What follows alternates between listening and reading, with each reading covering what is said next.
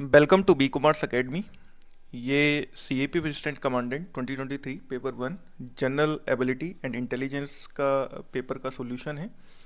ये अब तक का सबसे सटीक सॉल्यूशन है। मोस्ट प्रोबेबली यूपीएससी के जो आंसर्स होंगे ये बिल्कुल इससे मैच करेंगे, क्योंकि ये स्पेशल टीम के द्वारा बनाया गया है। पेपर का लेवल की बात करें तो paper moderate to hard level का है बेसिकली। और ये पेपर 6 अगस्त 2023 को कंडक्ट हुआ।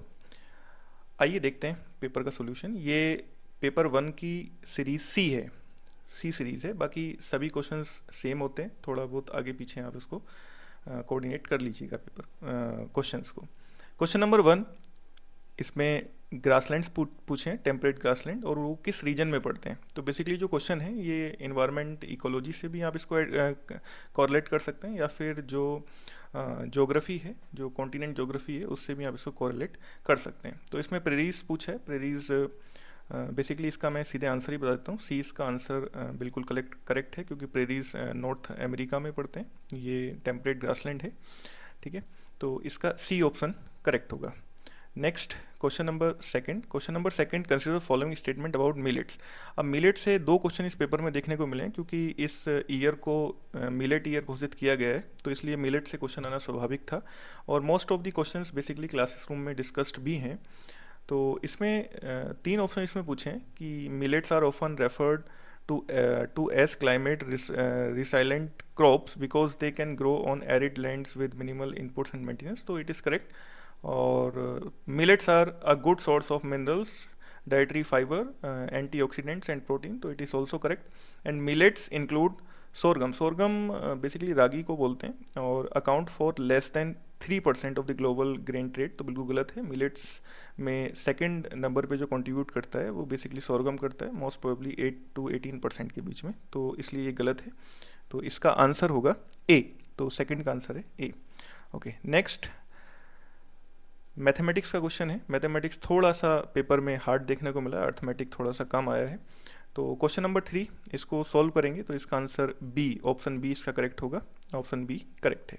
नेक्स्ट क्वेश्चन नंबर 4 को अगर देखें तो क्वेश्चन नंबर 4 परसेंटेज से है बेसिकली, और इसका आंसर जब सॉल्व करेंगे तो इसका करेक्ट आंसर ए देखने को मिलेगा। नेक्स्ट क्वेश्चन नंबर 5 ये रीजनिंग से है, और इसमें इसका जो आंसर है वो option D is the correct answer. Next question number 6 को सॉल्व करने के बाद इसका जो करेक्ट आंसर होगा, the correct answer is C, both 1 and 2, ठीक है। पेपर में मैथमेटिक्स का जो पोर्शन है थोड़ा हार्ड रहा है, डेट्स वाई इसकी मेरिट क्या रहेगी, तो इसको पूरा पेपर को का डिस्कशन करने के बाद उसके बाद मैं मेरिट की भी बात करूँगा। नेक्स्ट तो क्वेश्चन नंबर 6 का जो करेक्ट ऑप्शन है C. Okay, next question number 7, and the correct answer of question number 7 is 40, that is D इसका करेक्ट ऑप्शन है। नेक्स्ट क्वेश्चन है 8, which of the following statement is are correct. और इसमें population ageing के बारे में पूछा है बेसिकली, क्योंकि यूएन की एक रिपोर्ट हाल ही में कुछ दिनों पहले इंट्रोड्यूस हुई थी, तो उसके बाद से थोड़ा करंट अफेयर का क्वेश्चन है पॉपुलेशन एजिंग के ऊपर, ठीक है। आपने देखा भी होगा जापान और चाइना, यहाँ पे पॉपुलेशन मतलब जो बुजुर्ग लोग हैं उनकी थोड़ी सी बड़ी थी और इंडिया में कम हुई थी, ठीक है। तो पॉपुलेशन एजिंग इसमें पूछा है कि population ageing is the process by which the share of older population become proportionally larger. तो बेसिकली ये गलत है, पॉपुलेशन एजिंग का ये मतलब नहीं होता, ये डेफिनेशन नहीं होती। और next statement is in most of the developed countries the population in higher age group has increase, तो बिल्कुल करेक्ट, ये बिल्कुल ठीक है। तो इसका करेक्ट ऑप्शन होगा B is the correct option. Question number 8 का ऑप्शन बी बिल्कुल करेक्ट है, 2 ओनली। आगे चलते हैं क्वेश्चन नंबर 9।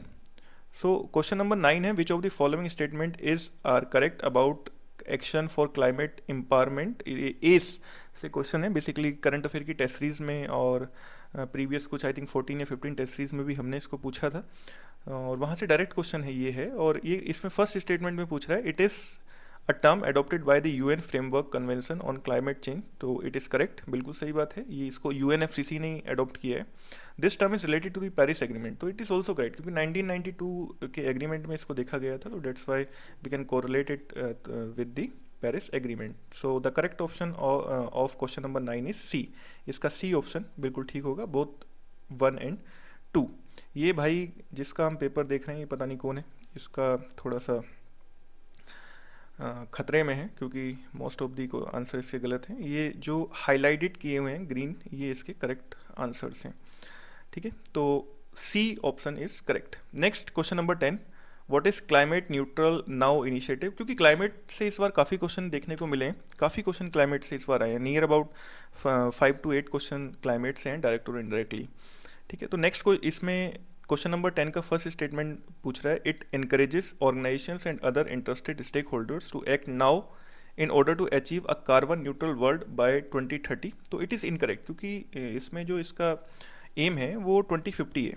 ठीक है, तो 2030 वो नहीं है, तो that's why option statement 1 is incorrect.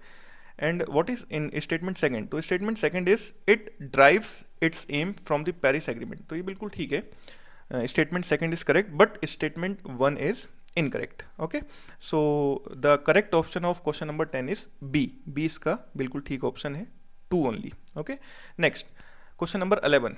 Question number 11, which of the following statement is are correct about covers 2023। ये टेस्ट सीरीज से क्वेश्चन है बेसिकली और डायरेक्ट क्वेश्चन है टेस्ट सीरीज से। तो फर्स्ट ऑप्शन इसका है, it is a joint coordination committee of all 3 wings of India's arm forces to protect India's border. तो बिल्कुल गलत बात है। और नेक्स्ट इसमें कह रहा है, next statement, it is India's national level हैथकॉन jointly launched by AICTE and BPRD to tackle cyber threats. So it is absolutely correct. So B option is correct. इसका 2 only option correct होगा, B option इसका बिल्कुल correct होगा। Next, so next question is question number 12। Question number 12 ancient history से, ancient history के first chapter से, ये pre historic era से, और ये कह रहा है which one of the following statements with reference to the Neolithic period is not correct. Neolithic period से इसने ये क्वेश्चन पूछा है, the characteristic feature of the period included ground and polish stone tools, agriculture, animal domestication and poultry. बिल्कुल ठीक है क्योंकि डोमेस्टिकेशन ऑफ एनिमल के एविडेंसेस भी यहीं से मिलते हैं और पॉलिश स्टोन के टूल्स के जो एविडेंसेस हैं वो यहाँ से मिलते हैं। तो A option is correct. Next, this period is also known as new stone age. Absolutely correct, इसको बिल्कुल न्यू स्टोन एज भी बोला जाता है। And next option C is the characteristic feature appeared almost at the same time in various parts of the subcontinent. बिल्कुल सही है, मेहरगढ़ में ये बलूचिस्तान में देखने को मिला है इसी टाइम में, लगभग 7000 BC के आसपास से।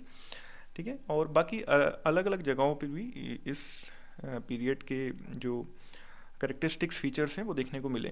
नेक्स्ट ऑप्शन है D option is earliest evidences of agriculture is found from Mehrgarh around 8000 BC। तो बिल्कुल सही बात है, मेहरगढ़ भी न्यूलिथिक एरा की साइट है, बट यहाँ ध्यान देना है कि यहाँ 7000 BC से लगभग 2500 BC के आसपास का है, तो that's why option D is incorrect. तो यहाँ ऑप्शन डी इनकरेक्ट होगा, तो क्वेश्चन नंबर 12 का आंसर होगा करेक्ट डी। ओके, तो क्वेश्चन नंबर 12 का आंसर होगा D. Next question number 13, which one of the following is not a pottery type. तो पोट्री टाइप इनमें से कौन सा नहीं है। तो बेसिकली OCP बिल्कुल पोट्री टाइप होता है, CCE ये कोई पोट्री टाइप नहीं होता। ये CCE बेसिकली स्पेन को एक नापने का एक मेजरमेंट है, शो करने का एक मेजरमेंट है। नेक्स्ट NBP ये भी बिल्कुल एक पोट्री टाइप है, और BRW ये भी पोट्री टाइप है। तो that's why the correct option of question number 13 is B इसमें इसका ठीक आंसर होगा B. Okay, next question number 14, which one of the following political centres find as a mention in Ashokan inscription. तो ये बिल्कुल सुवर्णागिरी है, बिल्कुल करेक्ट ऑप्शन इज सी इसका करेक्ट ऑप्शन है क्वेश्चन नंबर 14 का। Next question number 15, which one of the following statements with reference to the ancient coins is not correct. तो ये basically external invasions in India से question है, ancient history से, और ये कह रहा है फर्स्ट ऑप्शन में the Indo Greek issued the first coins bearing the name and images of rulers. तो बिल्कुल ठीक है, इंडो ग्रीक्स ने पहली बार कॉइन्स को इंट्रोड्यूस किया था इंडिया में, तो ये नॉट करेक्ट पूछ रहा है, लेकिन ए तो करेक्ट है। नेक्स्ट बी ऑप्शन बी कह रहा है the Kushanas issued the first gold coins. तो बिल्कुल सही बात है, Vima Kadphises issued the first gold coins. Vima Kadphises ने फर्स्ट गोल्ड कॉइन को इंट्रोड्यूस किया था। नेक्स्ट, तो ये बिल्कुल ठीक है, ऑप्शन बी 15 का। ऑप्शन सी क्या कह रहा है, ऑप्शन सी कह रहा है the Kushana gold coins were different in weight from the coins issued by contemporary Roman emperors. बिल्कुल गलत बात है, अगर आप NCERT पढ़ेंगे तो उसमें आप पाएंगे, क्योंकि कुशाणास के टाइम में सिल्क रूट डेवलप हुआ था, और सिल्क रूट डेवलप हुआ था तो बेसिकली जो रोमन एम्पायर को जो भी रिसोर्सेज वहाँ फुलफिल किए जाते थे इंडिया से, तो सिल्क रूट बेसिकली डेवलप होने के पीछे एक सबसे बड़ा कारण ही ये था कि उनके जो गोल्ड कॉइन्स थे उनका वेट और मेजरमेंट लगभग सेम है। तो एनसीईआरटी में अगर आप देखेंगे तो वर्ड टू वर्ड ये बिल्कुल ठीक है कि कुशाणास और जो रोमन एम्परर है इनका सबसे बड़ा फीचर ये था कि इनके कॉइन्स जो थे उनका वेट और उनका मेजरमेंट लगभग लगभग सेम था। तो डेट्स वाई ऑप्शन सी ही यहाँ इनकरेक्ट होगा, क्योंकि ये कह रहा है वर्ड डिफरेंट इन वेट, तो डिफरेंट नहीं था, सेम इन वेट होगा। ओके, तो ऑप्शन सी इसका ठीक नहीं है, तो डेट्स वाई इसमें ये नोट करेक्ट ही पूछा है, तो ऑप्शन सी इसका करेक्ट आंसर होगा। तो 15 का आंसर सी करेक्ट होगा। ठीक है, नेक्स्ट आगे चलते हैं। Next question is question number 16, and question number 16 is from the वैदिक एरा, ये वैदिक एरा से है। एंड फर्स्ट स्टेटमेंट क्या है इसमें, तो फर्स्ट स्टेटमेंट बेसिकली श्रोता से है, Vedic sacrifices involve the use of 3 fires. ठीक है, इसमें ग्रहपत्या है, हाउस होल्डर्स फायर या अभिनय, एंड दक्षिणाग्नि साउथर्न फायर। तो ये बिल्कुल ठीक है, इसमें 3 तरह के सेक्रीफाइसेस कुछ बताए गए हैं फायर्स को लेके। These fires were supposed to be placed in pits of different shape, i.e. the grahapatya to be square, अभिनय to be round। तो यहाँ ध्यान दीजिएगा, जो अभिनय है वो स्क्वायर है और जो ग्रहपत्या है वो बेसिकली राउंड है, तो डेट्स वाई ये ऑप्शन सेकंड यहाँ इनकरेक्ट होगा। ठीक है, तो ऑप्शन सेकंड यहाँ इनकरेक्ट है, ऑप्शन फर्स्ट करेक्ट है, तो A is the correct option. Coefficient difference in the boiling points, तो बेसिकली साइंस से क्वेश्चन है एंड इसका option D is the correct answer, simple distillation. तो क्वेश्चन नंबर 26 का आंसर होगा D. Next question number 27, which one of the following statement is correct. Alloy से question है, तो बेसिकली साइंस से, तो option A is the correct option, इसका भी आंसर ए ठीक होगा। नेक्स्ट कह रहा है the common element in graphite, fluorine, diamond and Graafian is, तो 28 का भी ऑप्शन डी, इसका ऑप्शन 28 का डी बिल्कुल ठीक होगा, कार्बन। ओके, ये रिपीटेड क्वेश्चन है बेसिकली सीडीएस का। नेक्स्ट 29 क्वेश्चन है the gas generated on reacting zinc with dilute sulphuric acid is, ये भी रिपीटेड क्वेश्चन है, तो option C is the correct answer, इसका करेक्ट आंसर ऑप्शन सी होगा। Next 30, question number 30, an aqueous solution of a salt is known as brine, the salt is, तो salt क्या होगा, ये भी रिपीटेड क्वेश्चन है, कई बार आ चुका है, तो option A is the correct answer, sodium chloride. Okay, the next question is question number 31, which one of the following commissions was not associated with public services in India. कई बार test series में ये क्वेश्चन पूछा जा चुका है हमारे यहाँ, तो एचिसन कमीशन भी है, ठीक है, ये भी है, और ली कमीशन भी है, लेकिन यहाँ ध्यान रखना है राधा कृष्णन कमीशन इससे संबंधित नहीं है। Radha Krishnan commission basically university reforms से संबंधित है, तो ऑप्शन डी इज करेक्ट, 31 का आंसर होगा डी। नेक्स्ट क्वेश्चन नंबर 32, इनमें से कौन who among the following is known as Lokhitwadi, तो Gopal Hari Deshmukh is the correct answer, B option इसका बिल्कुल ठीक होगा। ठीक है, next article question number 33, question number 33 match करना है list 1 to list 2, ancient history से, आईबीसी से। इस बार बेसिकली मॉडर्न हिस्ट्री और मिडाइवल हिस्ट्री से क्वेश्चन काफ़ी कम ही देखने को मिले। मिडाइवल हिस्ट्री से तो बेसिकली एक ही क्वेश्चन है, इनडायरेक्ट है वो भी, बाकी मॉडर्न हिस्ट्री से काफ़ी कम क्वेश्चन देखने को मिले हैं, ज़्यादा प्रोपोर्शन एंशिएंट हिस्ट्री का बढ़ता जा रहा है यूपीएससी में। तो इसमें इसका करेक्ट ऑप्शन होगा, करेक्ट मैच होगा ए ऑप्शन इसका ठीक होगा बिल्कुल। ठीक है, तो 33 का आंसर होगा A. Next question number 34, question number 34 basically books पूछ रहा है, और ये कौन सी इनमें से मैच नहीं है। बहुत आसान क्वेश्चन था, इंडिया अनरेस्ट बेलिंगटन सेरोल की है, काफ़ी फेमस है ये, तो एनी बेसेंट की ये बुक नहीं है, तो 34 का आंसर होगा C. Okay, come to the next question, question number 35, which one of the following is important markers of the archaeologist to identify.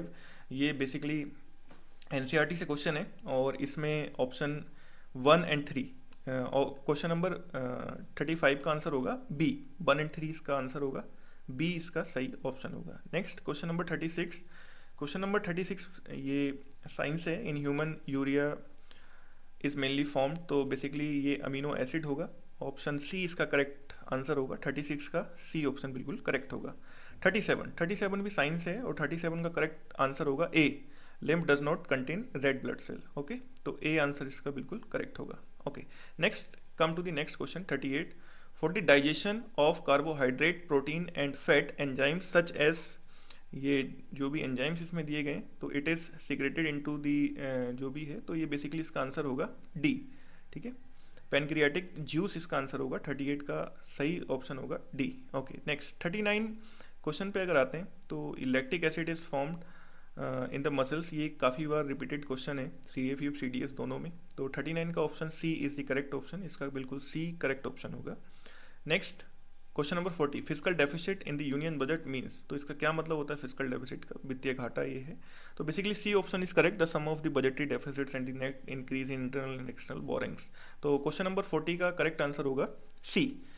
Okay, come to the next question 41. Which one of the following is the largest component of revenue expenditure in the union budget? तो it is interest payment. Interest payment इसका बिल्कुल correct answer होगा. Subsidies नहीं होगा. ये जो भी भाई है इसने बहुत तूफान मचाया पेपर में, ठीक है, लेकिन ये इसका ए ऑप्शन बिल्कुल करेक्ट होगा. Next come to the next question article question number 42. ये बेसिकली इकोनॉमिक्स से है. तो इसका आंसर होगा 42 का. ये बेसिकली इसमें इंडिकेटर्स पूछें कि फॉरेक्स रिजर्व्स के लिए कौन कौन से यूज़ किए जाते हैं. तो basically D option is correct. तो क्वेश्चन नंबर 42 का आंसर होगा D 1, 2 and 4.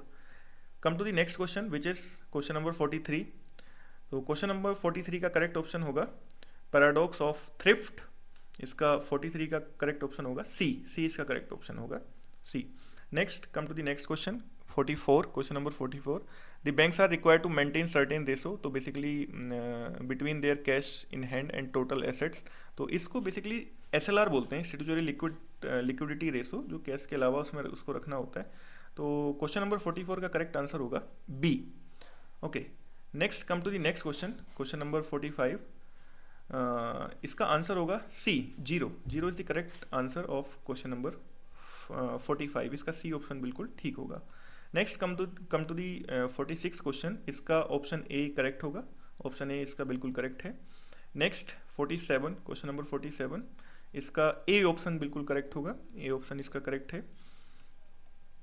Next question number 48. Which one of the following correctly explains the change in the seasons on earth. Geography से है, पहले ही कुछ चैप्टरों से है. तो टिल्ट ऑफ अर्थ एक्सिस इसका करेक्ट आंसर होगा. Correct answer is A. Next 49 question है. Question number 49. Consider the following statement. तो द ग्रेट, ये बेसिकली ये पूछे हैं तीनों स्टेटमेंट, और बेसिकली इसका आंसर जो होगा वो ए होगा, because all 3 statements are correct. 1, 2 and 3 are correct. Okay, तो 49 क्वेश्चन का आंसर होगा A. Next come to the next question which is question number 50. And इसमें भी 4 स्टेटमेंट्स पूछे हैं. काफ़ी लेंदी क्वेश्चन था, डेट्स वाई मेरिट को भी आगे मैं बताऊंगा कि क्या मेरिट इसकी हो सकती है इसको डिस्कस करने के बाद. तो बेसिकली क्वेश्चन नंबर 50 के जब सभी स्टेटमेंट्स हम पढ़ेंगे तो हम पाएंगे ऑप्शन डी इसका करेक्ट होगा. 1, 2 एंड 3 ऑप्शन डी इसका बिल्कुल करेक्ट होगा. तो क्वेश्चन नंबर 50 का आंसर होगा डी. ओके, ठीक है. Next question number 51. Question number 51. Which one of the following is not correct about the mothers absolute affection programme. तो बेसिकली इसमें भी 4 स्टेटमेंट पूछे हैं. काफ़ी लेंदी ये क्वेश्चन है.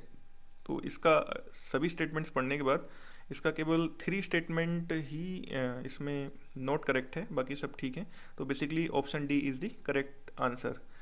क्वेश्चन नंबर 51 का आंसर होगा D 3 only. Okay, next question है 52. राइट टू इन्फॉर्मेशन एक्ट 2005 से पूछा गया है, पॉलिटी से.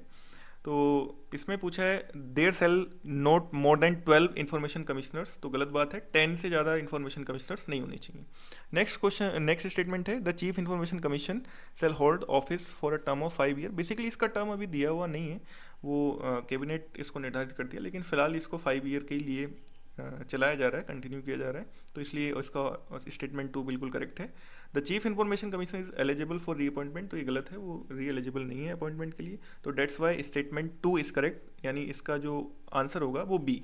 52 का आंसर होगा B. Next question number 53. Who among the following was the first pro tem speaker of anonymously elected as the speaker of the Lok Sabha. तो सोमनाथ चटर्जी ये रहे हैं. तो क्वेश्चन नंबर 53 का आंसर होगा C Somnath Chatterjee. Okay, next come to the next question. Consider the following statement with reference to Jainism. Instant history से question है. तो बर्धमान महावीर अटेंड केवल लिए तो निरंजना नदी के किनारे ही मिला था, रिजुपालिका रिवर के किनारे, सॉरी निरंजना नदी के किनारे बुध को मिला था, तो इनको रिजुपालिका नदी के किनारे, तो ये ठीक है बिल्कुल। और the state of the Karma, तो बिल्कुल जीवा आश्रव, जब कर्म जीव की ओर आने लगता है तो उसको आश्रव बोलते हैं, और जब ये दूर जाने लगता है उसको निर्जरा बोलते हैं। तो डेट्स वाई क्वेश्चन नंबर 54 का करेक्ट आंसर होगा सी। क्वेश्चन नंबर 54 का करेक्ट आंसर होगा C, both 1 and 2। Okay, come to the next question 55। Consider following pairs with reference to textiles in southern India. तो बेसिकली अननोन क्वेश्चन है थोड़ा, कुछ questions UPSC ऐसे जानबूझ के रखती है क्योंकि उसको मेरिट लगाने में प्रॉब्लम ना आए, ठीक है। तो क्वेश्चन नंबर 55 का आंसर होगा D, all 4 are correct. Okay, next question number 56, which one of the following animal does not come under the category of 4 noble animals. तो बेसिकली इसमें डियर नहीं होगा, ठीक है। लॉ एंड कैपिटल सारनाथ में चारों दिशाओं को, 4 डायरेक्शंस को शो करने के लिए 4 एनिमल्स को यूज़ किया गया है, तो डियर इसमें नहीं है, तो इसलिए क्वेश्चन नंबर 56 का correct answer is A. Okay, so come to the next question 57। Vindhya Shakti किस राज्य से था। तो बेसिकली बाका टकास से था। गुप्तास ने मैट्रिमोनियल अलायंसेस भी इनके साथ इस्टेब्लिश किए थे, तो that's why Vakatakas is the correct answer, और ए ऑप्शन इसका ठीक होगा 57 का। Next question number 58। Ancient Indian medical, ये बेसिकली जो अश्वशास्त्र है ये बेसिकली सिलीहोत्रा से लिया गया है, द सहिलोत्रा, ठीक है। तो बी ऑप्शन इसका करेक्ट होगा। क्वेश्चन नंबर 58 का आंसर होगा B. Okay, next question number 59। This celebrated group of the poets in medieval Mathura, ये बेसिकली भक्ति एरा से क्वेश्चन है, तो चैतन्य ऑफ बंगाल इसका आंसर होगा। अष्टछाप उन्हीं की बेसिकली जो पॉइंट्स हैं उसको अष्टछाप बोला जाता है, तो बेसिकली इसलिए इसका आंसर होगा चैतन्य ऑफ बंगाल। ओके, तो 59 का आंसर होगा B. Next question number 60। Question number 60 laterite soil से बेसिकली, और इसमें 4 स्टेटमेंट दिए हुए हैं। लेटराइट सॉइल हाई एल्टीट्यूड्स में नहीं मिलती है, हिमालयस में, वहाँ पोर्जोलिक सॉइल मिलती है। और it is very fertile soil, तो ये लेस फर्टाइल सॉइल होती है क्योंकि लीचिंग इसमें बहुत ज़्यादा होती है, तो दोनों ऑप्शन बिल्कुल इनकरेक्ट हैं। तो बेसिकली 3 and 4 इसका बिल्कुल करेक्ट आंसर है, तो इसलिए ऑप्शन सी इज करेक्ट, ठीक है। तो क्वेश्चन नंबर 60 का आंसर होगा C. Okay, next question is 61। Which one of the following statement about ragi crop grown in India is correct. तो ये भी इनडायरेक्टली मिलेट से ही है, तो इसका आंसर होगा डी। डी इसका करेक्ट ऑप्शन होगा। ओके, 61 का करेक्ट ऑप्शन होगा D. Next question number 62। Consider the following statement about the rock structure. तो ये भी ज्योग्राफी से क्वेश्चन है, और बेसिकली 4 स्टेटमेंट हैं, और चारों स्टेटमेंट को जब हम पढ़ते हैं तो कॉन्सिक्वेंस होता है कि 62 का ऑप्शन डी करेक्ट होता है, 1, 3 and 4। ओके, इसका 1, 3 and 4 ठीक होगा, यानी 62 का आंसर होगा D. Next question number 63। Ramsar site से है, बेसिकली वेटलैंड साइट से। वेटलैंड से काफ़ी 2019 से लगातार क्वेश्चन एक ना एक देखने को मिल ही रहा है, तो इसमें 4 इसके स्टेटमेंट हैं, और basically all 4 statements are correct, सभी स्टेटमेंट करेक्ट है। इस थर्ड स्टेटमेंट में थोड़ा सा कंफ्यूजन है क्योंकि नल सरोवर वेटलैंड अहमदाबाद में है, लेकिन इंडियन वाइल्ड एस जो खुर हैं, जो जंगली गधे हैं, वो बेसिकली सेंचुरी ऑफ कच्छ में मिलते हैं। लेकिन क्योंकि ऑप्शन अगर एलिमिनेट करेंगे तो डी ऑप्शन ही इसका करेक्ट आएगा, तो डेट्स वाई क्वेश्चन नंबर 63 का आंसर होगा D.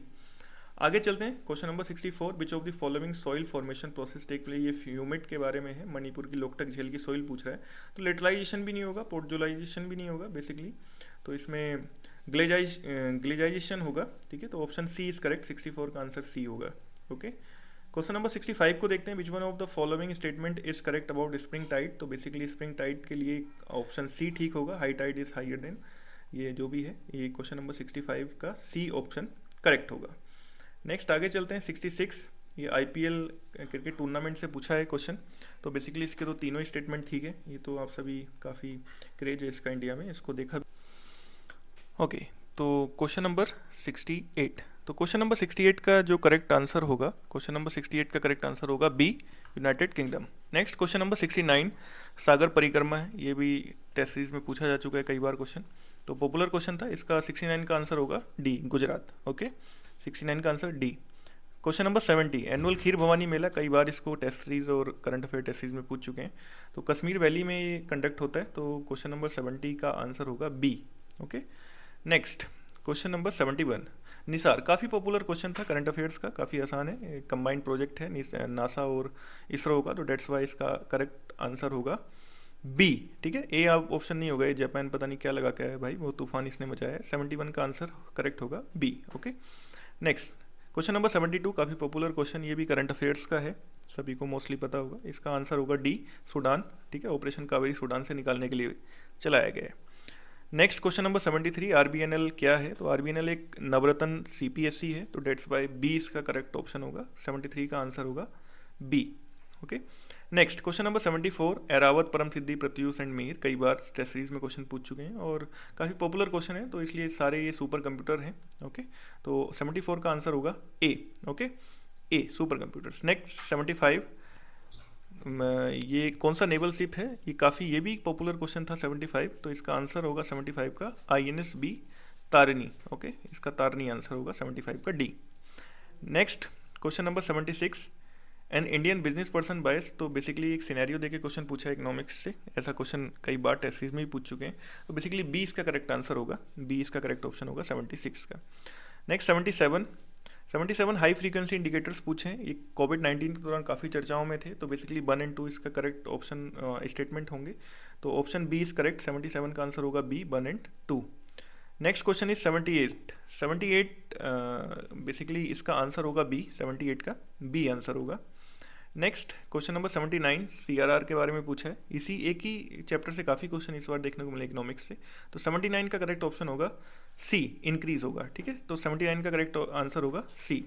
Next question number 80, main cause of acid rain, काफ़ी ज़्यादा रिपीटेड क्वेश्चन है सीडीएस सीएपीएफ का, तो 20 का करेक्ट आंसर होगा, 20 का करेक्ट ऑप्शन होगा 80 का। Next question number 81, question number 81 का ये भी काफ़ी रिपीटेड क्वेश्चन है सीडीएस सीएपीएफ का, तो डेट्स वाई इसलिए बोला भी जाता है कि सीएपीएफ देने के लिए सीडीएस को के प्रीवियस ईयर को सॉल्व करना चाहिए, तो 81 का ए ऑप्शन बिल्कुल करेक्ट है। नेक्स्ट क्वेश्चन नंबर 82, ये भी ओजोन लेयर, बड़ा क्यूट सा क्वेश्चन है, इसने लास्ट सेंचुरी इसमें इंक्लूड किया है, तो इससे कुछ बदलने वाला नहीं है, बेसिकली क्लोरोफ्लोरोकार्बन इसका करेक्ट आंसर है, तो 82 का करेक्ट आंसर है ए, क्लोरोफ्लोरोकार्बन। ओके, नेक्स्ट 83 बेसिकली ये फिजिक्स से क्वेश्चन है 83, ये भी बेसिकली रिपीटेड क्वेश्चन है सीईपीएफ सीडीएस का, तो डी ऑप्शन इसका करेक्ट है, 83 का correct answer is D. Next question number 84, question number 84 को सोल्व करते हैं तो इसका करेक्ट ऑप्शन होता है सी, 3.0s, 84 का करेक्ट आंसर है C. Next question number 85, question number 85 का करेक्ट ऑप्शन होगा बी, कंजर्वेशन ऑफ मोमेंटम, ये भी न्यूटन का थर्ड लॉ है, रिपीटेड क्वेश्चन है, क्वेश्चन नंबर 85 का आंसर है बी। नेक्स्ट क्वेश्चन नंबर 86, तो क्वेश्चन नंबर 86 ये ज्योग्राफी का क्वेश्चन है और 86 का करेक्ट ऑप्शन होगा बी, लाइमस्टोन इसका करेक्ट आंसर है B. Next question number 87, question number 87 ये deepest inland and protected port पूछा है, तो बेसिकली ईस्ट कोस्ट पे तो विशाखापट्टनम है, तो Visakhapatnam is the correct option, Andhra Pradesh में है। ठीक है, 87 का करेक्ट आंसर है डी।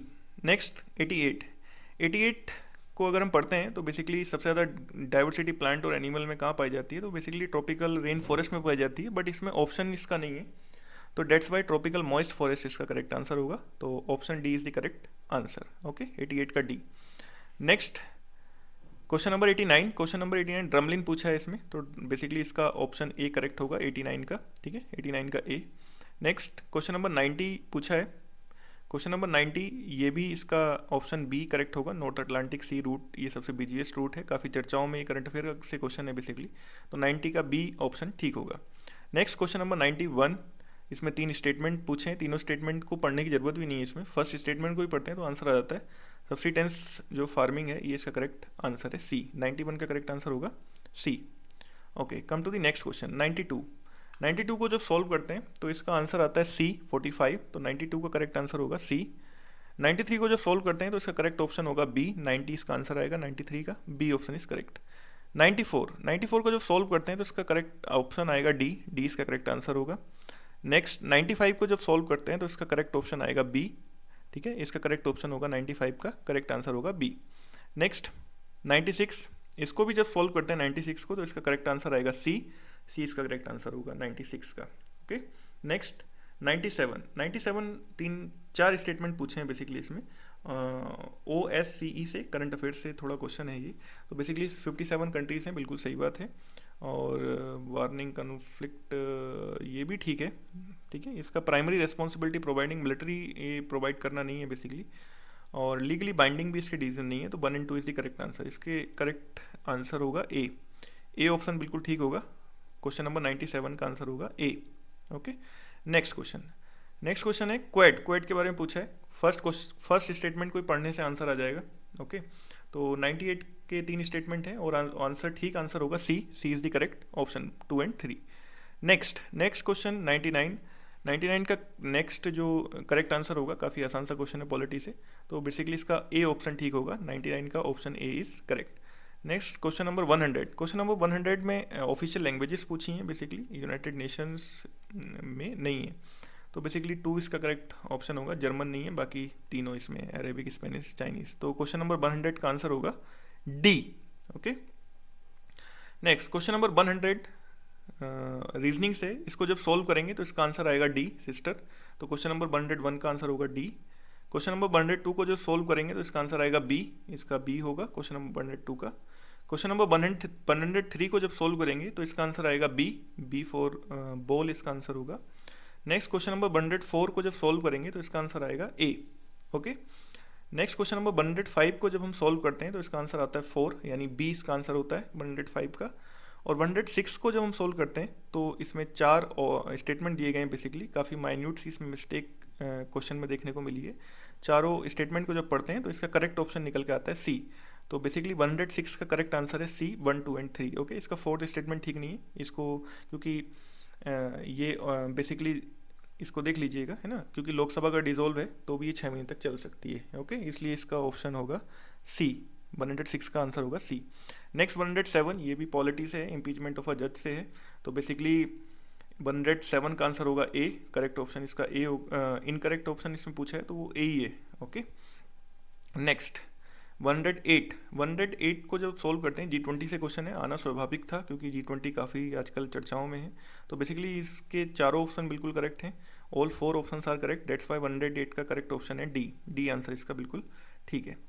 नेक्स्ट आते हैं 109 पे, सार्क से क्वेश्चन है, बेसिकली 4 स्टेटमेंट दिए गए हैं, चारों को जब हम पढ़ते हैं, एलिमिनेट करते हैं तो 1, 2 एंड 3 इसका करेक्ट आंसर है, तो बी ऑप्शन इज करेक्ट, 109 का आंसर आएगा बी। ओके, तो नेक्स्ट आ जाते हैं question number 8। Question number 8 G20 से क्वेश्चन है, आना स्वाभाविक था। तो क्वेश्चन नंबर 8 को जब देखते हैं, चारों स्टेटमेंट, तो बेसिकली चारों इसके करेक्ट हैं, ऑल 4 स्टेटमेंट आर करेक्ट, तो क्वेश्चन नंबर 8 का करेक्ट आंसर होगा डी।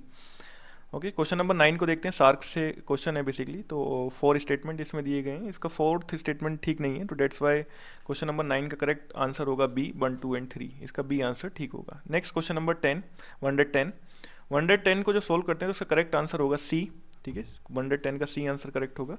111 केमिस्ट्री की एक रिएक्शन है, तो बेसिकली इसका करेक्ट आंसर होगा 111 का ए।